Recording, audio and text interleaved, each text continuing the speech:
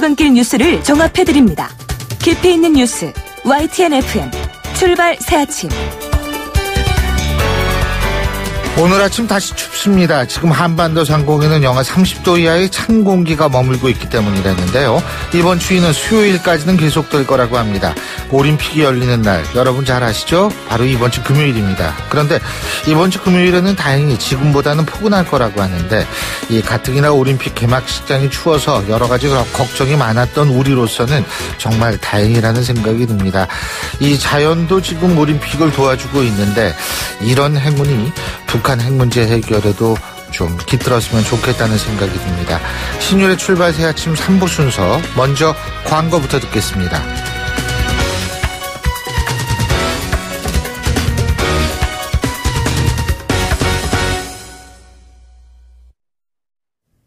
YTN 라디오 신율의 출발 새 아침.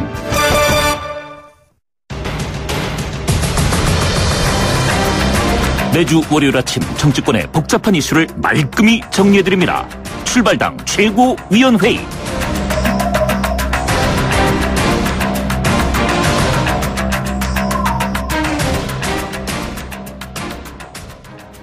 예, 매주 월요일 함께하는 두 분 오늘도 스튜디오에 나와 계십니다. 데일리안의 이종근 논설실장이십니다. 어서 오십시오. 네, 안녕하십니까. 이번 주는 굉장히 뉴스가 쏟아지는 한 주간이 될 것 같습니다. 올림픽도 열리고 또 아베와의 한일 정상회담도 열리고 북한에서는 예술단 응원단 다 쏟아져 들어올 텐데 어찌됐든 침착하게 한반도의 상황을 좀 지켜보는 그런 한 주가 될 것 같습니다. 이종근입니다. 예, 그리고 두문정치전략연구소 서영우 소장이십니다. 안녕하십니까. 안녕하세요. 어제가 입춘이었습니다. 봄을 시샘하는 입춘 한파가 몹시 매서웠습니다. 그러나 아무리 추워도 혹한의 추위에도 봄은 막을 수 없습니다. 한반도에도 평화의 봄을 기다려보겠습니다. 서양호입니다. 예, 진짜 봄이 필요합니다. 예. 자, 먼저 내가 주목해본 정치인의 말 한마디부터 들어보죠. 이종근 실장님. 네, 양정철 전 비서관 정치를 안 하신다고 말씀을 하셨는데 북콘서트를 여셨어요. 사실 정치를 했던 분이 책을 내고 콘서트를 열면 그것도 정치인이 아닌가 싶긴 한데 그런데 30날 1월 30날 북콘서트를 여시면서 나는 끈 떨어진 사람이다라고 강조를 하셨는데 객석에서 어느 분을 본 순간 달려가서 오늘 여러분 어느 분이 오셨는지 아십니까? 그러고 소개를 한 분이 바로 임종석 청와대 비서실장입니다. 청와대 비서실장 되게 바쁘신 줄 알았는데 또 이렇게 사적인 어떤 자리에도 참석을 하셨어요. 그러고 보니까 한병도 정무수석도 보이네요. 야, 청와대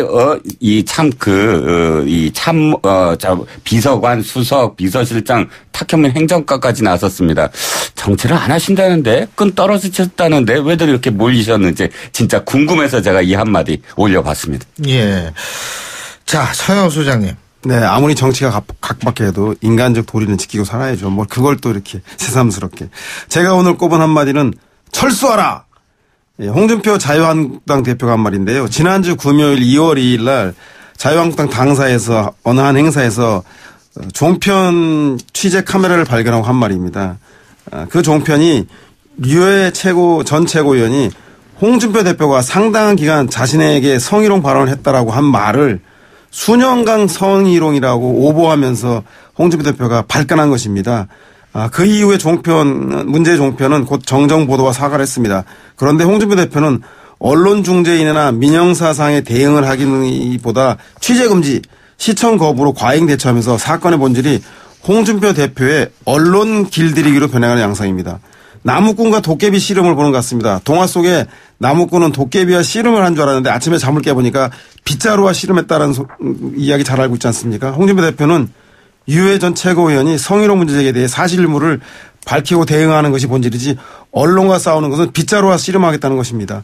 특정 언론에 대한 취재 거부, 시청 거부는 풀어야 공당의 대표 아닐까 싶은 생각 듭니다. 예. 자, 이번 주 이제 제가 앞서 오늘 3부 오프닝에서도 말씀을 드렸습니다만 이번 주 금요일이죠. 그러고 보니까 스튜디오에 있는 달력을 안 뗐네요. 아직도 1월이에요. 근데, 자, 2월 9일이 이제 금요일이죠. 그죠? 평창올림픽 시작이 되는데 지금 문재인 대통령을 비롯한 문재인 정부는 이번 평창올림픽 어떻게든 평화올림픽 특히 북핵 문제를 해결하는 평화올림픽으로 만드는 그런 계기를 마련하겠다. 올림픽에서. 이런 입장이었는데 자, 문재인 대통령이 트럼프 대통령과의 통화에서 적극적인 북미 관계 화해의 제스처를 보여달라 이런 메시지를 전한 거로 알려졌습니다만 트럼프 대통령 묵묵부답이고 아직도 그런데요. 여기다가 올림픽에 참석하는 펜스 부통령은 전략적 인내가 끝났다는 분명한 메시지를 전하러 가는 거다. 지금 이러고 김영남 최고위원이 아니라 김영남 상임위원장이 우리나라에 오지만 미국은 북한 인사와 마주치지 않도록 각별히 신경 써달라 이런 얘기를 했단 말이에요. 자, 현재 상황 어떻게 보고 계십니까? 자, 일단 펜스 부통령이 한 말에 대한 해석을 좀 해보겠습니다. 펜스 부통령이 뭐라고 했냐면 전략적 인내는 끝났다고 했습니다. 그 전략적 인내가 어떤 표현이냐면 오바마 대통령이 8년 동안 했던 그 대북 전략이거든요. 외교 전략. 그러니까 인내의 방점이 있었던 것이죠. 사실 전략적 인내라는 것이 트럼프가 비난하듯이 아무것도 하지 않았다라는 것과 거의 비슷한 맥락이거든요. 왜냐하면 8년 동안 사실 전략적 인내를 해서 나온 결과가 이 핵실험, 6자 핵실험까지 이어졌으니까요. 그러면 인내는 끝났다라는 선언은 사실은 오바마처럼 하지는 않을 것이다. 물론 트럼프 대통령이 계속 강조를 해왔지만 그것을 강조하고 있고 김영남 상임위원장이 이번에 어젯밤에 온다고 이제 결정을 했는데 사실상 오늘 언론의 흐름은 이 국가의 어떤 수반, 사실상의 수반이니까 격이 맞는다 이렇게 표현을 하고 있습니다. 그런데 사실 실세는 아니거든요. 그러니까 북한의 어떤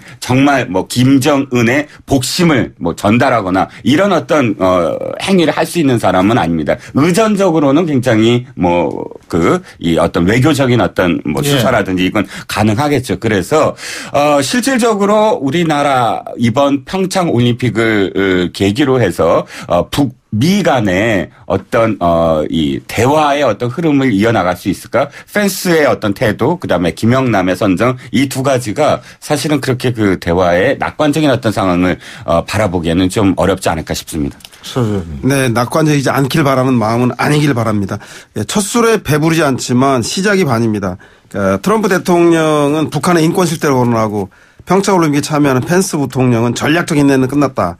즉 이 말은 평창올림픽에 북한이 참석하면서 조성된 대화 분위기에도 불구하고 미국은 핵 문제 해결을 위해서는 대북에 대해서 그동안 견제해왔던 대화와 압박 제재를 병행하겠다는 원칙을 분명히 견제하겠다는 입장을 변하지 않고 갖고 있다라고 선언한 것이나 마찬가지입니다. 그러나 문재인 대통령과 트럼프 대통령과의 전화에서 문재인 대통령이 남북 관계가 개선되고 북한도 전례 없는 모습을 보인다는 얘기에 대해서 트럼프 대통령이 각별한 관심을 보였다고 합니다. 특히 트럼프 대통령이 문재인 대통령에게 뭔가 좋은 것이 올림픽에서 나올지도 모른다라고 했다고 합니다. 미국은 금년 내에 트럼프 대통령의 중간평가가 있는 총선이 있습니다. 따라서 미북 관계에 있어서 일정한 외교적 성과를 내야 합니다. 북한도 소비와 경제의 규모를 키워왔기 때문에 중국도 참여하고 있는 유엔 대북 제재를 반드시 풀어야만 합니다. 따라서 양국의 대화 필요성과 평창 올림픽을 한반도 평화의 계기로 삼으려고 하는 한국 당국의 노력이 있다라면 그 어느 때보다도 북미 대화, 남북 대화 시작할 여건은 형성되었다고 합니다. 지켜볼 일입니다. 예. 자, 두 분의 생각이 굉장히 극명하게 엇갈리는데 지금 그러니까 일단 서양 소장님도 올림픽에서 북미 간에 만나서 뭔가 대화를 하기는 좀 힘들다 이렇게 보시는 거예요? 쉽지는 않겠지만 그것이 계기가 될 것이면 틀림없다는 생각입니다. 계기가 된다라는 건 일단은 악수라도 해야지 계기가 되는 거 아니에요? 네, 제가 볼 때는 올림픽 그 자리에서 어떤 공식적인 만남이 이루어질지 모르겠으나 미국도 북한도 현재는 대화로 나갈 수 있는 상황과 여건들이 무르익었기 때문에 다만 그 과정에서 어떤 상황이 무르익었어요? 아까 말씀드린 대로 미국 또한 일정하게 외교적인 문제에서 북한과의 관계를 개선해야 될 필요성들을 느끼고 있고 그리고 북한 당국도 자신들이 보유하고 있는 핵이 고도화되었다라고 정치적 선언을 함으로써 사실상 테이블에 나오기 전에 협상력을 키우기 위한 그 조짐을 보이고 있기 때문에 한반도에서 일정한 북미 서로 간에 이해가 일치되고 있는 부분들이 점점점 늘어나고 있는 건 사실인 것 같습니다. 예. 그렇게 보여야 되는데 아까 뭐 소장님께서 모두 말씀하신 것처럼 사실 저는 평화를 원합니다. 평화를 원하고 한반도에 전쟁을 원하는 사람이 누가 있겠습니까? 그런데 제가 보는 직무는 좀 다르다는 것이죠. 이를테면 지금 그 트럼프 대통령과 문재인 대통령의 대화에서 문재인 대통령이 강조한 부분, 청와대가 강조한 부분만 지금 말씀을 하셨는데 사실 트럼프가 강조한 부분이 있었어요. 그리고 미국 쪽에서 발표한 부분, 그건 우리나라 청와대에서도 얘기를 안 하고 우리나라 언론에서도 보도를 안 했습니다. 그 내용이 뭐냐면 북한 인권이에요. 북한 인권과 관련해서 트럼프 대통령이 통화에서 강조를 했는데 일부러 그것을 청와대에서 숨겼다. 이런 해석이 가능하거든요. 트럼프 대통령은 어떻게 했죠? 그 문재인 대통령과 통화한 다음에 바로 탈북자들을 자기의 방에 초청해서 바로 문재인 대통령이 앉았던 자리에 지성호 씨를 앉혔습니다. 그리고 우리나라 언론을 특별히 또 불러서 탈북자들의 이야기를 듣게 하고 또 이렇게 표현을 했습니다. 올림픽은 성공할 것이다. 그런데 그 이유를 누가 알겠느냐. 그러나 곧 알게 될 것이다. 어떤 일이 벌어지는지 very soon 이렇게 표현을 했습니다. 아주 강경한 의지를 표명했다고 볼 수가 있는데요. 어찌됐든 저는 지금 미국이 보여주는 어떤 시그널, 그러니까 뭐 어저께 그 핵태세 보고서도 그렇고 또 이 트럼프의 어떤 말도 그렇고 펜스 부통령의 말도 그렇고 시그널이 사실은 압박으로만 보입니다. 어떤 대화의 그 투 트랙이 아니고 그래서 사실 이번 평창올림픽에서 어떤 계기가 저도 마련됐으면 좋겠는데 그런 징후가 보이지 않는다는 것이죠.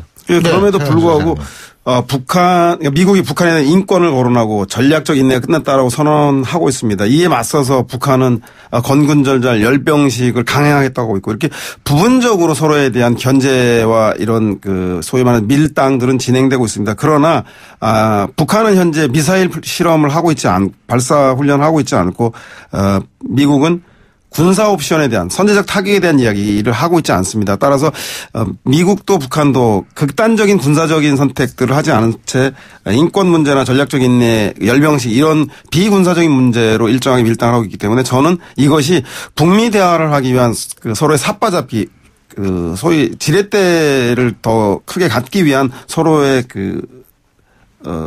줄다리기지 북미 대화를 완전히 단절하고 군사적 대결로 간다라고까지는 단정하고 싶지 않습니다. 그것이 좀 좋은 사인이라고 생각이 듭니다. 근데 이제 핵심적인 건 그거 아니에요? 북한이 북핵을 포기한다라는 그 전제가 있어야지 대화가 진전되는 거 아니겠습니까? 그렇죠. 그러니까 일관되게 미국이 요구하는 건 이겁니다. 대화와 압박을 병행한다고 말씀을 하셨는데 사실은 지난주 내내 압박의 시그널만 있었지 대화의 시그널은 없었거든요. 대화는 뭘 전제로 하냐면 북한이 협상을 하기 위한 기본적인 어떤 요건이 있어야 된다. 그 요건은 핵과 관련해서 태도를 취해라. 어떤 태도, 협상할 수 있는 기본적인 태도를 취해라라는 거예요. 그런데 지금의 시그널은 뭐냐면 열병식이 아까 그냥 조그마한 징후라고 말씀하셨는데 북한이 열병식을 고집하는 이유는 그 열병식에서 사실은 핵무기와 관련한 그 선언을 하고 싶은 거거든요. 그걸 만약에 안 한다 그러면 그 굉장히 좋은 시그널이죠. 그러니까 열병식을 하되 핵무기를 과시하지 않고 뭐 SLBM이라든지 새로운 무기들을 보여주지 않고 그냥 진짜 순수한 열병식을 하겠다고 한다면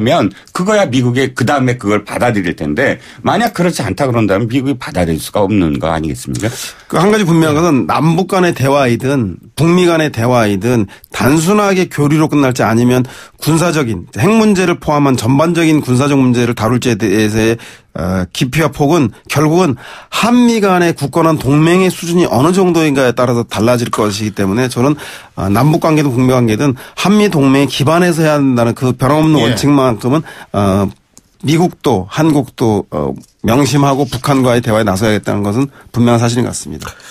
자, 그리고 올림픽 얘기 또 나오는데 이 홍준표 대표가 또다시 평양올림픽이라는 비판을 했습니다.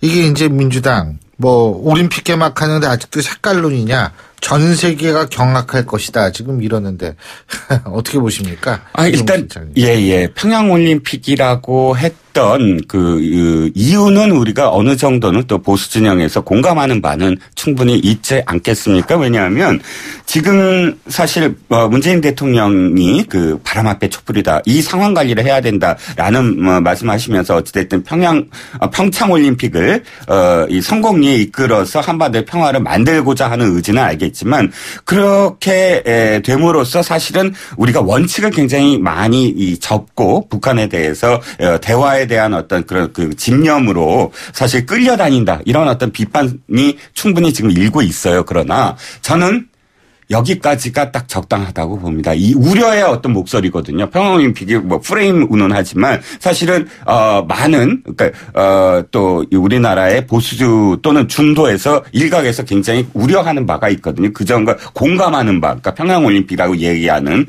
그러나 딱 여기까지 이제는 이번 주부터는 사실 올림픽이 시작이 됩니다. 여기서부터 정쟁을 하는 모습 이건 사실 바람직하지 못하다고 생각을 하거든요. 그래서 우려는 이제부터는 속으로 하고 평창올림픽이 성공리에 치러질 수 있도록 하는 것은 야당의 또 다른 역할이라고 저는 생각합니다.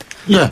네, 적폐청산이냐 정치보복이냐의 논란의 한가운데 있는 이명박 전 대통령도 평창올림픽 개막식에 참여한다는 거 아니겠습니까? 이런 마당에 평창올림픽을 평양올림픽이라는 색깔론을 들고 나오고 또 화재나 재난을 내각 총사퇴라는 정치 공세를 하기 위한 수단으로 삼는다면 국민들에게는 오히려 외면받을 그 낡은 야당의 행태라고 비난받고 외면받을 가능성이 높습니다. 무엇보다 국민의당과 바른정당이 통합해서 신당을 만들고 본격적인 보수 경쟁에 나서고 있습니다. 자유한국당이 보수 혁신의 새로운 가치와 임무를 제시하지 못한다면 합리적이고 중도적인 보수층이 이탈해서 신당을 지지할 수도 있다는 점을 자유한국당은 명심해야 하지 않겠나 싶습니다. 그런데 이제 이를테면 저는 한 가지 아쉬운 것만 하나 말씀을 드릴게요. 예를 들어서 남북 간의 어떤 화해 모드는 좋은데 기본적으로 우리가 자유민주주의 국가 아니에요. 그러면 우리의 원칙도 있어야 되지 않겠습니까? 예를 들어서 선발대를 북한에 보냈는데 북한이 우리나라 언론은 들어오지 마 했을 때 그것을 받아들인 건 저는 진짜 반대입니다. 왜? 그렇게 되면 앞으로도 선례를 남기게 돼서 사실은 언론에 대한 어떤 접촉이 없어져요. 그러니까 이런 어떤 저자세, 끌려다니는 어떤 부분들에 대한 지적이라고 받아들여야지 그걸 꼭 프레임이라고 받아들여서 그걸 뭐 색깔론이다라고만 공세를 취할 게 아니라고 저는 생각합니다. 예. 뭐 하실 말씀 없어요? 네, 없습니다. 평창 올림픽이 평화올림픽으로 오늘따라 되게 점잖으시네. 네, 성황리에 잘 개최되길 기원할 뿐입니다. 예. 자, 그리고 또 한 가지가 이제 민주당이 개헌당론을 마련을 했는데 가장 중요한 게 이제 대통령제를 근간으로 한다. 대통령제를 근간으로 분권과 협치를 강화하는 방향으로 협상한다. 이건데 말이에요. 자, 이게 지금 이 부분 권력구조 대통령제 한다. 이거 어떻게 보세요? 이종우 실장님. 일단 이런 권력구조는 뜨거운 감자예요. 그러면 이 논의가 조금 일찍 시작이 돼서 공론화돼야 되는데 6월달 뭐 그 투표를 한다고 해놓고서 이제서야 권력구조를 갖고 여야가 이렇게 입신문을 벌인다. 너무 늦었다는 생각이 들고요.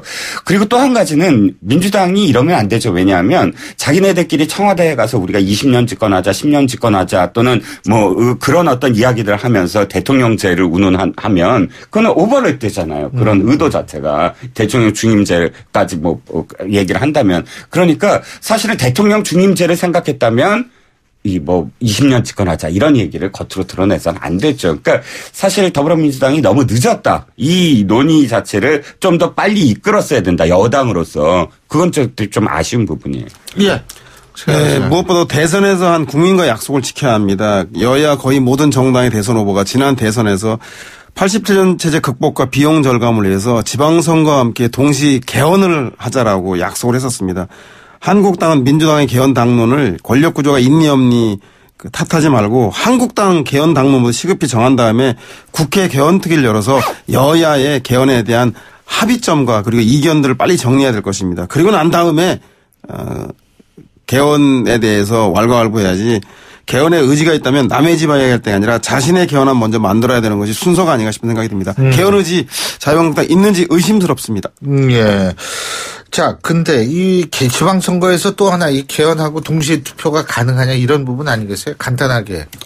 불가능합니다. 저는 지금의 어떤 이 역순으로 6월 달에 투표를 한다고 했을 때 의회에서 공표를 하고 또 20일 또 30일 이런 역순으로 시간을 보면 지금 권력 부족의 편 갖고 사실 이렇게 이야기를 나누는 어떤 정도가 아니라 한 가지 안이 지금 있어야 된다, 이미. 그래야 이제 그 다음 순서로 가는데 시간적으로는 전 불가능하다고 봅니다. 네. 그러니까 2월 임시국회에서 국민투표법 개정이 여야 입장을 보면 실제 개헌 의지가 있는지 확인할 수 있습니다. 현재 선거는 재외 국민들이 투표하는데 국민투표는 재외 국민들이 투표권이 없기 때문에 헌재에서 헌법 불일치 위헌 판결을 내렸습니다. 따라서 국민투표에 재외 국민이 참여하도록 국민투표법을 개정해야 되는데 여당은 개정하자고 지금 적극적으로 나서고 있습니다. 야당이 2월에 국민투표법 개정에 나서는지 안 나서는지 보면 실제 자유한국당이 개헌 의지가 있는지 확인할 수 있는 중요한 리트머스 시험지가 되지 않겠나 싶습니다.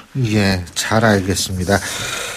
자, 어쨌든 지금 이번 주에는 올림픽도 있고 과연 북한과 미국이 만나서 뭐를 할 수 있을지도 우리가 대충은 볼 수 있는 그런 리트머스 시험지 같은 한 주가 될 것 같습니다. 다음 주에는 또 얘기할 게 더 많겠네요. 자, 오늘 두 분 말씀 여기까지 듣죠. 고맙습니다. 감사합니다. 네, 감사합니다. 예, 지금까지 데일리안의 이종건 논설실장, 두 분 정치전략연구소 서영호 소장 두 분과 함께 했고요. 신율의 출발새 아침 3부 순서 여기서 줄입니다. 잠시 뒤 4부에서 뵙겠습니다. 날카로운 분석, 내일을 보는 시선, 신율의 출발새 아침.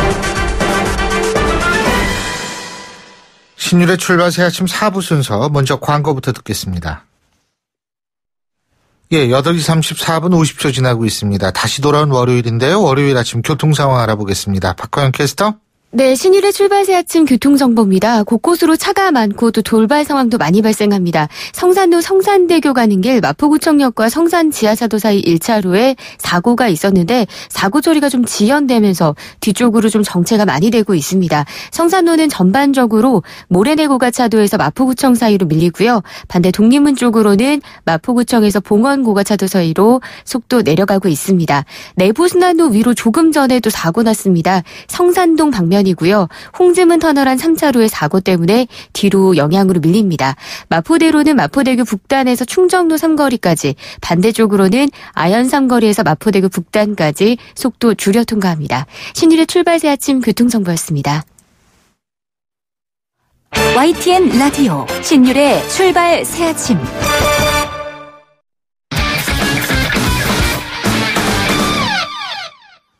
자, 스포츠 소식 알아보겠습니다. 최동훈 스포츠 평론가 전화 연결하겠습니다. 안녕하십니까? 예, 안녕하세요. 예, 여자 아이스하키 단일팀 드디어 첫 선을 보였는데 어제 스웨덴과의 평가 중에서 지기는 했지만 예상보다는 조직력이 괜찮았다, 이런 평가가 있는 모양이에요? 예.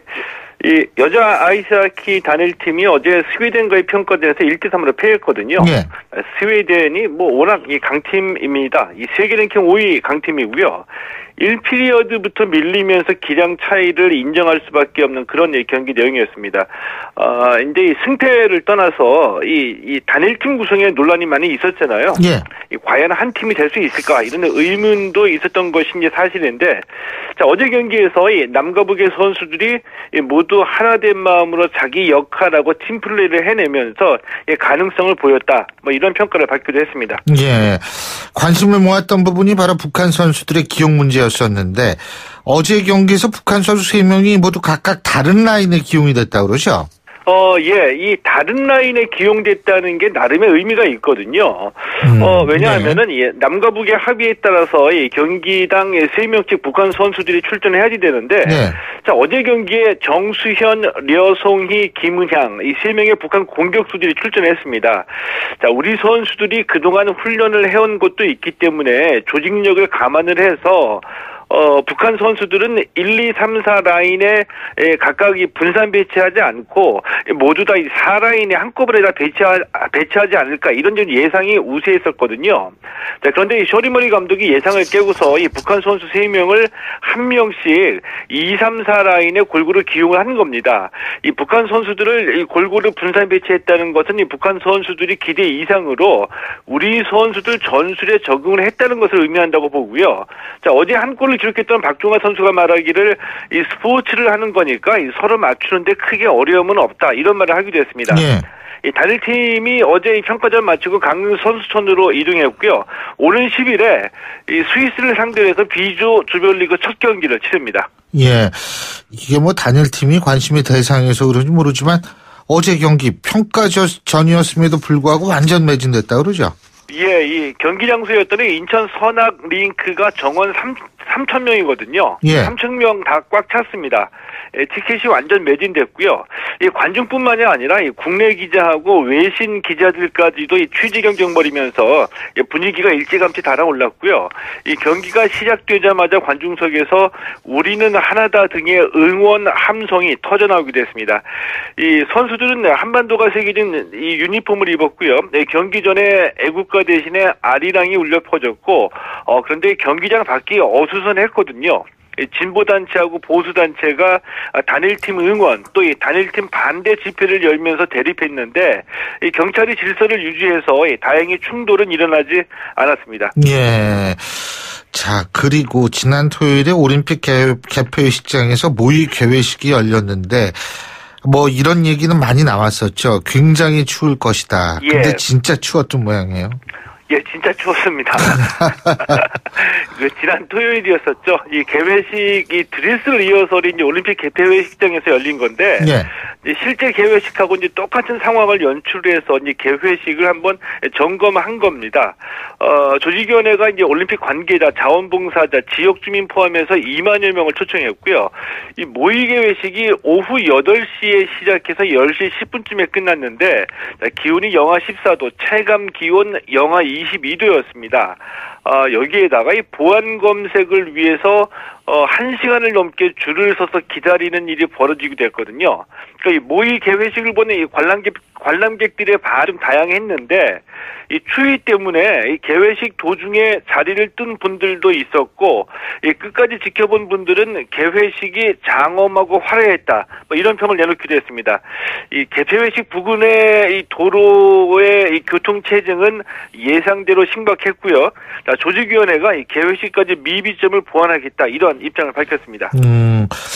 근데 이게 무슨 나름대로 이 추위를 막을 수 있는 준비를 했다고는 하지만 예. 사실 굉장히 춥기는 추운 모양이더라고요. 여기가. 제가 보기에는 조직위원회가 미비점을 보완하겠다고 했는데 추위에 대한 방안 대책을 지금 현재 어떻게 뚜렷하게 개선할 방법은 없을 것 같고요. 예. 각자가 알아서 하는 수밖에 없을 것 같아요. 각자 도생입니다. 자, 스피드 스케이팅 여자 500m에서 올림픽 3회 연속 우승에 도전하는 이상화 선수 말이에요. 예. 독일에서 열린 국제대회에서 1위를 차지했네요. 예, 이상화 선수가 독일에서 열린 이 프렐렌제컵 여자 500m에서 37초 18로 1위를 차지했습니다. 네. 이 프렐렌제컵 대회 신기록이기도 하고요. 자, 올 시즌 최고 기록인 36초 7일에는 좀 다소 못 미치는 기록입니다. 이상화 선수 오늘 귀국하고요. 내일 강릉 선수촌에 입촌할 예정입니다. 예. 자, 그리고 축구대표팀은 리트비아하고 평가전에서 1대0으로 이겼네. 라트비아하고의 예. 평가전에서 1대0으로 이겼네요? 예. 터키에서 전지훈련 중인 이 축구대표팀이 이제 김신욱 선수의 결승골로 라트비아를 1대0으로 이겼습니다. 예. 김신욱 선수 A매치 4경기 연속골이고요. 라트비아가 FIFA 랭킹 131위인 약체입니다. 이번 전지훈련에 유로파 선수들이 참가하지 못했는데 이 대표팀은 세 차례의 평가전에서 2승 1무를 기록했습니다. 지난번에 몰디브도 100몇이라고 그러지 않으셨어요? 맞습니다. 그죠? 너무 약체하고 좀 붙었죠. 예, 오늘 말씀 잘 들었습니다. 고맙습니다. 예, 고맙습니다. 예, 지금까지 최동훈 스포츠 평론가였습니다.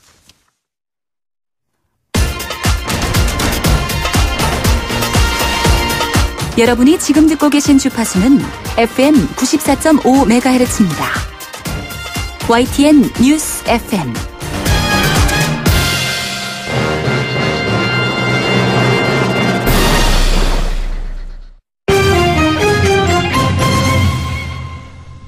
경제 뉴스 알아보겠습니다. 한국경제신문의 정인설 기자 연결돼 있습니다. 안녕하십니까? 안녕하세요.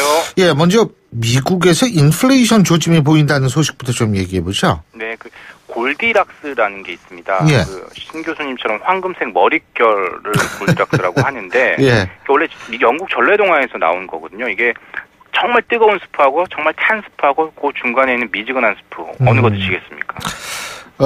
정말 찬 거, 정말 뜨거운 거, 그럼 미지근한 게 낫죠, 저는. 그러니까 딱 그 상태에서 경제에선 이 골디락스가 어떤 상태냐면 그 전래 동화에서 골디락스가 또 그 미지근한, 먹기 좋은 미지근한 스프를 얘기하는데요. 경제에서는 성장을 하면 당연히 물가가 올라야 돼요. 인플레가 있어야 되잖아요. 네. 근데 성장을 하는데 물가는 저물가, 물가 안정 상태를 계속 유지한다는 거죠. 지금 미국이 딱 그렇거든요. 102개월째 경제는 성장하고 있습니다. 경기 확장하고 있는데 인플레율은 1%, 2%대, 5년째 2%대 상승률이거든요. 예. 그러니까 되게 미국 경기가 안정적으로 성장을 하는 거죠. 뭐 물가는 안 오르고 경제는 계속 성장하니까 지갑은 두둑해지는 거예요. 그런데 이번에 지난 2일에 이제 미국에서 발표한 지표 중에 주목되는 지표 하나가 인플레율은 그렇게 높지 않았어요. 근데 근로자의 시간당 평균 임금이 전년 대비 2.9% 올랐습니다. 네. 글로벌 금융위기 직후인 2009년 6월 이후 가장 많이 오른 거거든요. 물론 미국도 지금 최저임금이 많이 올랐습니다. 이게 전세적인 추세긴 한데 그것도 있지만 물가에 대한 이제 앞으로 이제 인플레가 있을 것이다라는 이런 전망이 나오는 거죠. 특히나 이제 지난달 말에 스위스에서 열린 다보스 포럼에서 미국발 인플레, 물가 인상, 글로벌 인플레 이런 경고가 쏟아졌거든요. 어느 순간 미국의 물가가 갑자기 오를 수도 있다라는 거죠. 갑자기 오를 수도 있다. 그러면은 미국 그 연준이 기준금리 더 빨리 올릴 수도 있는 거 아니에요? 그렇습니다. 그 미국 금리는 333인데 네. 앞으로 3년간 매년 3차례씩 3%까지 올리겠다는 건데 지난해 딱 3차례 올렸어요. 예. 그런데 올해도 3차례 올릴 거라는 게 기본적인 전망이거든요. 그래서 3월에 첫 스타트를 할 거다 이렇게 예상하고 있는데 지금 추세대로라면 물가가 오르니까 금리를 더 추가 인상해야 되는 거 아니냐, 4차례 인상하는 것 아니냐 이럴 가능성이 있다는 거죠. 게다가 트럼프 대통령이 인프라 투자하겠다라고 하잖아요. 그럼 이것 있으면 인플레이션 가능성이 더 높아질 가능성이 있는 거죠. 그러면 미 연준은 금리를 더 빨리 오를 수도 있고 아니면 더 많이 올릴 수도 있는 거지. 333이 깨질 수 있다라는 거고 이제 또 다른 게 좀 미국 연방준비제도 의사의 총재가 바뀌잖아요. 제롬 파월 의장이 이제 취임식을 하면 매파가 좀 더 세질 것이다. 매파에 휘둘릴 수도 있다. 이런 예상이 있습니다. 그래서 미국의 금리 상승이 빨라질 수 있고 좀 더 가팔라질 수 있다. 이런 전망이 있는 거죠. 우리나라는 어떻게 돼요? 그럼 미국 금리가 이렇게 가팔라지면? 한국은 미국 따라갈 수밖에 없잖아요. 그렇죠. 미국 연준에 8번 하는 것도 우리나라 이제 금통위, 기준금리를 결정한 금통위 8번 하는 걸로 바뀌었거든요. 항상 뒤이어서 합니다. 이제 가장 중요한 게 금리 역전. 지금도 이미 가장 높은 고점으로는 1.25 이상이잖아요. 이제 이후에 금리 역전이 일어나면 한국에 있는 돈이 미국으로 빠져나갈 수 있다. 이런 우려가 있는 거죠. 그럼 미국이 서너 차례 세 차례가 아니라 4차례 올린다 그러면 한은은 더 올릴 수밖에 없죠. 현재로서는 한은은 한두 차례 올릴 거다라는 게 기본적인 전망인데 더 올릴 수밖에 없는 것 아니냐. 이런 예상들이 증권가에서 나오고 있습니다. 게다가 이제 유가가 계속 또 오르고 있고요. 최저임금 인상 부분도 있어서 우리나라도 소비자 물가 상승률 지금은 되게 안정적인 상황인데 물가 상승률이 조금만 더 뗀다면 금리도 가만히 버티기 힘들지 않나 이런 예상들이 있는 거죠. 국내 기름값도 계속 오른다 그러더라고요. 맞습니다. 지금 27주째 휘발유는 27주째 오르고 있고요. 경유는 28주째 연속으로 오르고 있습니다. 국내 석유 가격이 자유화된 이후에 21년간 최장 기간 상승 기록이고요. 저도 요즘에 한 주 일주일간 차를 몰고 다니면 한 4만 원 정도에 저는 이때까지 한 막았었는데 이제는 5만 원 이상이 들더라고요. 다들 이렇게 느끼실 겁니다. 2010년 이후, 11년 이후 가장 최장 상승 기록을 돌파한 거고요. 앞으로 유가가 지금 국제 유가가 $70 선인데요. 만약에 이게 $80, $90, $100 가면 유가가 어떻게 될지, 이게 또 물가에 어떤 영향을 미칠지, 이게 또 금리에 어떤 영향을 미치죠. 되게 연동돼서 움직이게 되거든요. 근데 다만 지금 다행인 거는 유가가 그래도 예전에 $100 이상이던 시절보다는 국제 유가가 좀 낮은 수준이고 환율이 원화 강세 때문에 예전에 비해서 원화 가치가 높은 거죠. 그렇죠. 그래서 이 유가가 미치는 영향이 예전보다 예. 좀 덜해지는 게 그게 좀 다행으로 볼 수 있을 것 같습니다. 그렇습니다. 이거 물가 오르고 또 근데 이 물가가 부분적으로 어떤 거 떨어지고 이렇게 되면 이것도 좀 상당히 좀 안 좋은 징후다 이런 얘기가 있는데. 맞습니다. 뭐 지난달 소비자 물가 상승률 1%에서 뭐 2016년 8월 이후 가장 낮았다고는 하는데요. 예. 그게 소비자들이 느낀 체감 물가하고 그게 많이 다른 다르잖아요. 거죠. 예. 예. 그리고 오늘 이재용 삼성전자 부회장 2심 선고 있죠, 그죠? 예, 오늘 상당히 주목되는. 뭐 세 개의 재판이라고 그러더라고요. 세 개의 예. 재판이라고 했는데 세 개의 두 번째 또 재판은 어떻게 예. 될까요? 2심 선고가 오후 2시에 있습니다. 서울 고등법원에서 열리는데요. 작년 8월 1심 선고에서 5년형을 받았죠. 5개월 만에 2심 선고가 있는데요. 그 당시에는 이제 검찰 기소 당시에는 이재용 부회장이 박근혜 전 대통령 등에 430억 원 뇌물 줬다, 내지는 약속했다 이런 혐의였는데 1심에서는 이 중에 89억 원 정도로 인정이 됐거든요. 그리고 징역 5년을 선고받았습니다. 또 오늘 2심에서는 형량이 어떻게 될지 다들 귀추가 주목되는 거죠. 예. 쟁점이 지금 그러니까 뭐죠 이게? 이재용 부회장과 박근혜 전 대통령 간에 거래가 있었다는 건데 이런 예. 거죠.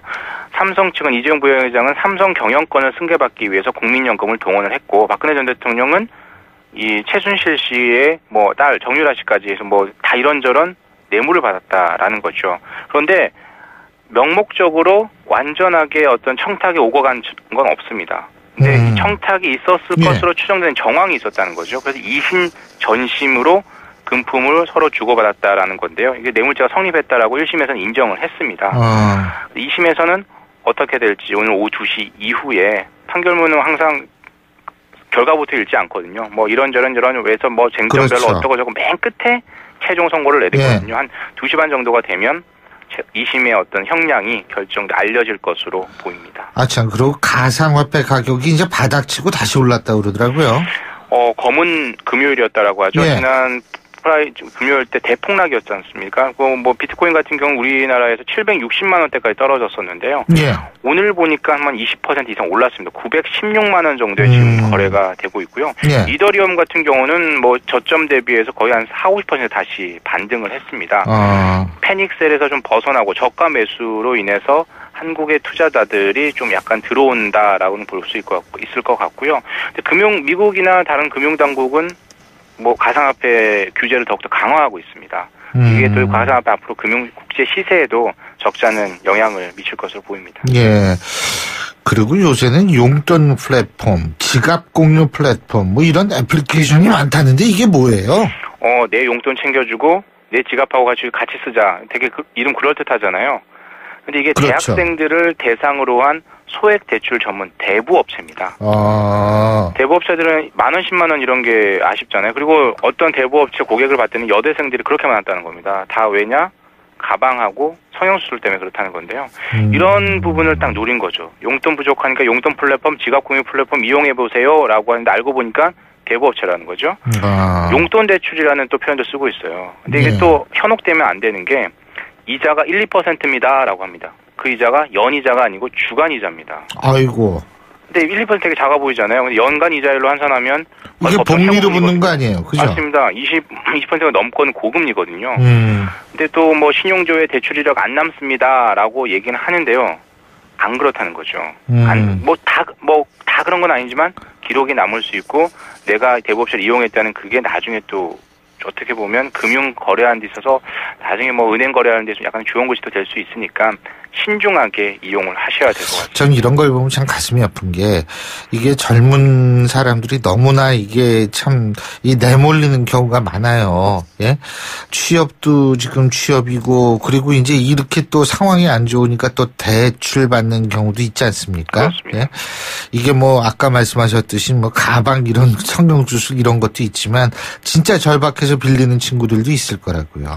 대부분 요즘에 대부업체들 같은 경우 P2P 업체들이 많아요. 그러니까 우리가 투자해서 개인과 개인 간의 거래라고 해서 뭐 대출이력이나 신용조회 이런 게 안 남는다라고 하는데 3월부터는 또 이제 이런 P2P 연계 대부업체도 이용했을 경우 신용조회나 대출이력이 남게 되거든요. 말씀하셨던 대로 젊은이들의 이 얇은 지갑 그리고 조금 10만 원, 20만 원 이런 아쉬운 걸 뭐 이용해서 이런 대부업체들이 정말 성행하고 있는데 정말 이용할 때 신중에 신중을 기하셔야 될 것 같습니다. 예. 그리고 자동차 문 열고 나오다가 왜 옆차 문 탁 찍는 거 있잖아요. 문콕이라는 거. 예? 문콕 사고 방지법이 시행된다 그러는데 아니 주차장 넓이는 그대로인데 이걸 어떻게 하겠다는 거예요? 그렇죠. 현재 있는 주차장을 바꿀 수는 없을 겁니다. 예. 지금도 주차장이 모자라서 그러는데 이제 내년 3월부터 짓게 되는 뭐 신축하는 건물이나 뭐 그런 건물들 주차장을 고치게 되는 이런 건물들 같은 경우부터 시행하겠다라는 건데요. 보통 우리 주차 공간이 너무 좁아서 우리나라만큼 대형차, 중대형차가 많은 나라가 미국하고 우리나라밖에 없거든요. 예. 근데 주차 공간은 너무 좁습니다. 지금 최소 기준 2.3m예요. 예. 그래서 항상 붙여서 주차한 다음에 좀 반대편으로 내리고 막 이러잖아요. 예. 그래서 문콕 사고는 나는데 이걸 방지하기 위해서 내년 3월부터는 2.3m에서 폭을 2.5m로 늘리게 되고요. 그래서 계속해서 그동안 이 문콕 사고 때문에 자동차 보험 청구하는 사람이 많았습니다. 이제 원래 당장 다음 달부터 하기로 했다가 뭐 피해나 내지는 업무 혼란이 있을 것 같으니까 시행 시기를 1년 연장해서 내년 3월부터 시행하기로 했고요. 내년 3월 전에 뭐 건축 심의를 신청한 경우나 리모델링 사업을 주차장 확대할 때는 적용이 안 되고요. 내년 3월 이후 신축하는 건물에 한해서 적용을 하게 된다라고 합니다. 예, 잘 알겠습니다. 오늘 말씀 잘 들었습니다. 고맙습니다. 감사합니다. 예, 지금까지 한국경제신문의 정인설 기자였고요. 월요일 아침에 보내드린 신율의 출발 새 아침 오늘 순서는 여기서 모두 줄이겠습니다. 오늘 날씨가 무척 춥습니다. 수요일까지 춥다고 하는데요. 여러분 모쪼록 건강관리 잘 하시기 바라겠고요. 월요일이죠. 힘찬 한 주 출발하시기 바라겠습니다. 전 내일 아침 7시 15분에 다시 오죠. 신유리였습니다. 고맙습니다.